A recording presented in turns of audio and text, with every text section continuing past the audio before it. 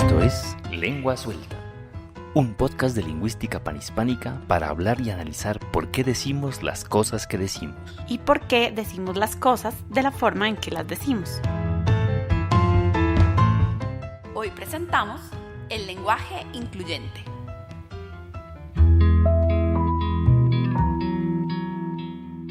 Durante los últimos años, las personas que hablamos español, como tú y como yo, nos hemos preguntado qué tan incluyente es nuestra lengua.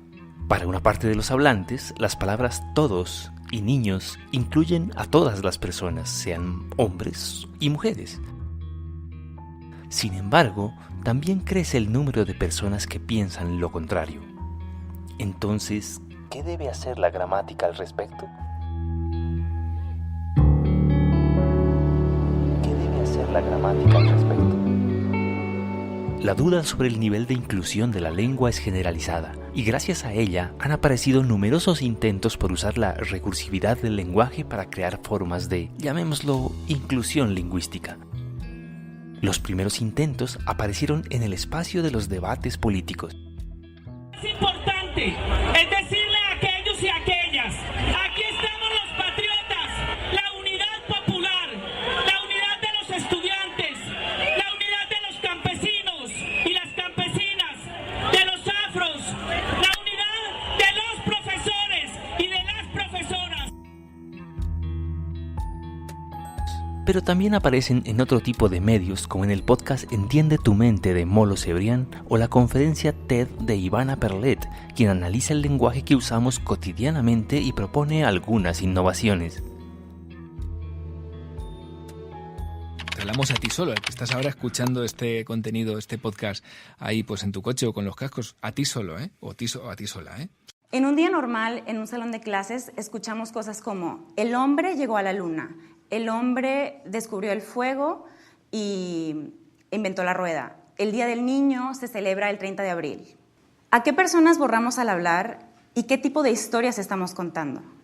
Lo que no se nombra no existe. Necesitamos aceptar la diversidad que nos rodea y reflejarla en nuestro lenguaje. Por ejemplo, la niñez es una etapa divertida o la adultez conlleva muchas responsabilidades. Estamos hablando de una totalidad de la población, por lo tanto, no podemos definir cuál es el género de las personas de quienes estamos hablando.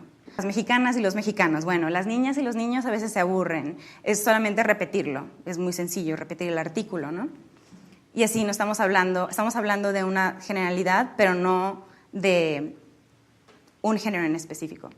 Me gusta mucho a mí este ejemplo porque es como si fuera un lenguaje de otro planeta. Generalmente no se utiliza escrito porque pues es difícil de pronunciar, hablado porque es difícil de pronunciar, pero escrito se vería así. Los niños son rebeldes y tampoco sabemos el género de quién estamos hablando. Y por último, mi favorito es la E, y la gente cuando lo ve se asusta y grita poquito. Las niñas son felices cuando les escuchamos. No sabemos de quién estamos hablando, ¿verdad? Esta neutralidad nos permite como ser incluyentes cuando hablamos con respecto a género.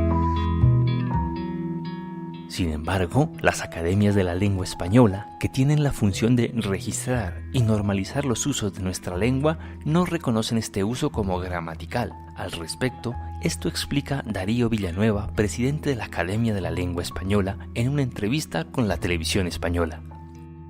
Y en relación al sexismo, no hay que confundir el lenguaje sexista con la gramática. En español, el masculino es un género inclusivo, de manera que cuando nosotros decimos los ciudadanos, no estamos dejando fuera a las ciudadanas, estamos utilizando un sistema propio de la gramática del español. Hay otras lenguas en donde el género inclusivo es el femenino, entonces en esas lenguas se dice las ciudadanas y todo el mundo entiende que son los ciudadanos y las ciudadanas. Es importante diferenciar entre estas dos cosas. Hay un sexismo léxico, palabras ofensivas, que eso depende de cada uno de nosotros usarlas o no. Yo aconsejo que no se usen jamás. Y luego está la estructura gramatical del idioma. Si nosotros decimos miembros y miembras a la hora de dirigirnos a un público, estamos inmediatamente reclamando que a los brazos se les llame miembros y a las piernas se les llame miembras. Y a partir de ahí empieza una cadena de modificaciones que alteran la estructura profunda de la gramática española. Pero, ¿por qué no es posible, o todavía no es posible, reconocer este uso como correcto?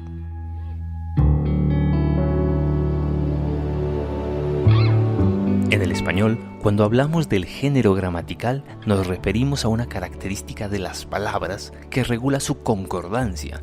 Dicho de una manera más cercana, esto nos quiere decir que el género de una palabra nos da pistas sobre con qué otras palabras podemos combinarla. Y si lo notaste, en ningún momento esta definición apela al significado de las palabras ni califica aquello a lo que hacen referencia a esas palabras. Simplemente nos indica de qué manera podemos combinarlas. Sin embargo, escucha este diálogo entre el periodista Eduardo Feynman y la estudiante Natalia Mira en el canal A24 de Argentina. Entonces, creo que los diputados, antes que nada, van a tener que plantearse algo que es muy central. Mañana y el jueves, ¿quieren pasar a la historia como aquellos que dejaron que cientos de mujeres y cientos de cuerpos gestantes sigamos muriendo? Son los diputados, que incluye diputados y diputadas. Los diputados. Yo respeto su forma de hablar, respeto usted la mía, la cual el mío es castellano, incluyendo tanto géneros el mío es castellano, de mujer y varón, como los géneros que no se interpelan por ninguno de los varones. A mí en el colegio me enseñaron a hablar en castellano, Natalia, y es los diputados y las diputadas. En castellano es así.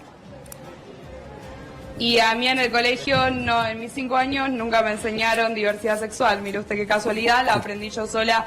Pero creo que hoy en día hay una realidad mucho más cruda y eso los diputados lo tienen que entender. Los diputados que están indecisos tienen que entender que hoy en día hay muchas mujeres que están... Por eso decimos que el género es gramatical, porque caracteriza a las palabras. El sexo, en cambio, es biológico y denota las características de los seres vivos. ¿Tienes dudas sobre lo que estoy diciendo o piensas que estoy llevando el argumento a otro lado para evadir la discusión sobre el lenguaje incluyente? Bien, tratemos de desarrollarlo. Escucha las siguientes palabras. Oyente, artista, concejal. Normalmente, usamos las palabras anteriores para referirnos de manera indiferente a hombres y mujeres. Por eso, gramaticalmente los catalogamos como nombres o sustantivos comunes en cuanto al género. Nombres o sustantivos comunes en cuanto al género. El concejal firmó el documento, pero la concejal objetó el procedimiento. Pero otros sustantivos como los siguientes, abogado, ingeniera, se transforman según el uso que les demos para adaptarse a la concordancia, es decir, cambian de género gramatical. La abogada demostró estar bien preparada para el caso. El ingeniero llegó vestido para la ocasión. Pero hay algunos que conservan su forma, aunque se refieran a entidades o seres de géneros distintos o de sexos distintos, como el caso de las palabras abeja, estrella y lácteo en los siguientes enunciados. Este tipo es una abeja. El cantante demostró ser una estrella. La leche es un lácteo. Nunca pensamos en decir, este hombre es un abejorro, para adaptar esa expresión del lenguaje coloquial colombiano que se refiere a alguien como un pillo. Si no, este dicho perdería todo su sentido. Tampoco el cantante es un estrello, porque eliminaríamos cualquier significado en la oración. ¿Y qué decir de la leche es una láctea? Entonces, ¿esto quiere decir que nuestra lengua es estática o que no tiene sentido esperar cambios en la forma en que la usamos? No, para nada. De hecho, la lengua española ha evidenciado algunas transformaciones, gracias al rol más activo que tiene la mujer en la sociedad. Por ejemplo, hace algunos años, palabras como colegiala, jefa, presidenta o jueza eran calificadas como incorrectas. Pero la más reciente versión del Diccionario de la Lengua Española reconoce su uso, de modo que el cantante Penchi Castro y esta presentadora de noticias de NTN 24 están haciendo un buen uso del idioma. Hable pues, sé que no va a cambiar o qué, la presidenta usted no es, que le quede bien claro, aquí los dos mandan. Hace minutos se conoció de la condena a la jueza venezolana María Lourdes Afiuni por corrupción espiritual. Recordemos el caso de la jueza Afiuni. Pero lo que no pueden hacer los académicos de la lengua ni las autoridades de algún país es decretar un uso de la lengua. De hecho, exigir una forma de hablar u obligarla por considerarla socialmente aceptable ha probado ser una estrategia poco exitosa de transformar la lengua. Si quieres un ejemplo de ello, recuerda cuánto insistieron nuestros padres y profesores en que no usáramos palabras como puto o puta para hacer énfasis en lo que decíamos. Y como ya sabrás, recientemente la Academia de la Lengua registró en el diccionario el uso de puto como aumentativo. Mañana a las 8:45 saldremos a este campo a intentar jugar al fútbol lo mejor posible. En esta sala, él es el puto jefe, el puto amo, es el que más sabe del mundo. Yo no quiero ni competir ni un instante. En otras palabras, en la medida en que las personas empiecen a usar el lenguaje inclusivo y resuelvan los problemas de concordancia que esto trae, la lengua se adaptará a ello y los lingüistas estaremos obligados a registrar su uso. ¿Te preguntas a qué problemas de concordancia me refiero? Dejemos que el mismo Ignacio Bosque, autor de numerosos libros de gramática y director de varias obras publicadas por la Academia de la Lengua, te lo explique en su diálogo con el lingüista italiano Raffaele Simon, publicado por la Fundación BBVA. En el léxico hay sexismo, claro que hay sexismo, hay discriminación de las mujeres. Intrínseco. Claro, de las mujeres, pero también de los judíos y los gitanos y todo lo que quieras, ¿no? Y si en lugar del léxico pensamos en el refranero, pues mucho más, y eso no es controvertido. La cuestión realmente central era si el masculino en español y en otras lenguas, italiano por cierto también, ¿verdad?, ¿es sexista o no es sexista? Ese era el centro del debate, ¿verdad? Hay personas que entienden que es sexista, nosotros pensamos que no, y bueno, las personas que entienden que es sexista hacen una propuesta con muchas consecuencias.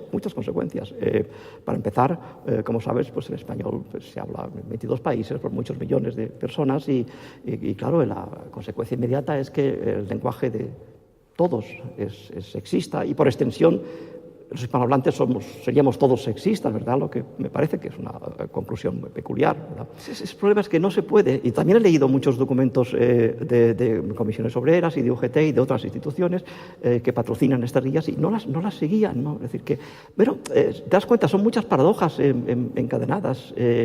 Yo decía en mi artículo que es que si aplicáramos estas directrices de manera estricta, no se podría hablar, porque es imposible. Se bloquearía todo. Claro.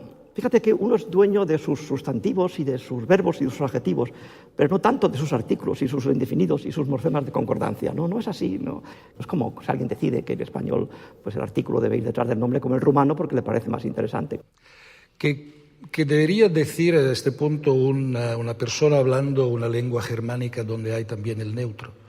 Los niños deberían protestar porque se le considera como neutrales, ¿no? Intentas hablar sin usar el masculino. Fíjate que no afecta solo al artículo y a cualquier tipo de modificador que se refleje en la concordancia, no solo el artículo. Por supuesto, pronombres. No se puede. Suponte que hay voy a improvisar algo, suponte que hay una cumbre política de altura y decimos que hay 500 periodistas y que la mitad son mujeres. Aparentemente eso es neutro. Pues no, resulta que es sexista. He dicho 500 en masculino y según esta guía el masculino representa al varón. ¿Te das cuenta? Es que no tiene que ver con el artículo, es toda la estructura de la sintaxis. Sí, la maquinaria. Para finalizar, quisiera contarte un dato curioso. El problema del lenguaje incluyente no es solo del español. En muchas lenguas, las generalizaciones se construyen usando concordancias masculinas, cuya significación apela no solo a los hombres, sino a toda la población. Y si te lo preguntas, también hay hablantes de otras lenguas que cuestionan estos usos y propenden por un cambio.